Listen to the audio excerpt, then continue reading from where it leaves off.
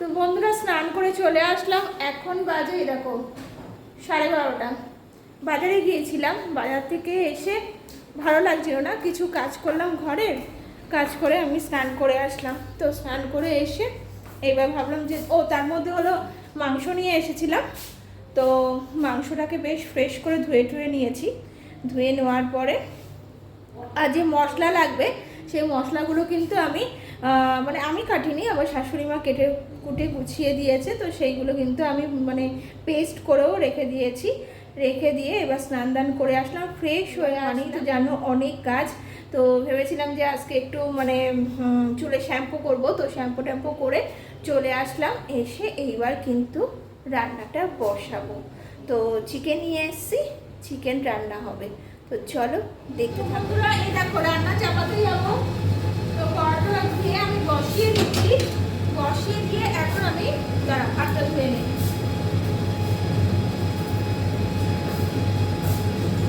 তো এখন আমি তেলের বোতলটা ধরতে গিয়ে দেখছি কি যে এটা তো তেলই নেই, তেল পুড়িয়ে গেছে, তাহলে রান্নাটা হবে কি করে? তো চলো আগে তেলটাকে ঢেলে নিই। তো বন্ধুরা তারপরে দেখতেই পাচ্ছ কি যে তেলটাকে ঢেলে নিলাম। সর্ষের তেল আমরা কিন্তু হেলদি অ্যান্ড টেস্টি ব্যবহার করি। তোমরা কী তেল ব্যবহার করো কমেন্টে একটু জানাবে তো।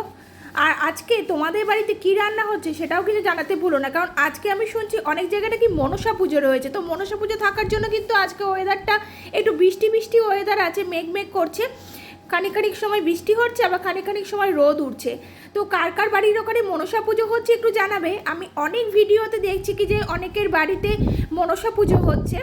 তো জানি না যে কার কার বাড়িতে হচ্ছে, তো অবশ্যই একটু জানাবে। তো আমাদের এখানে তো এখন হচ্ছে না।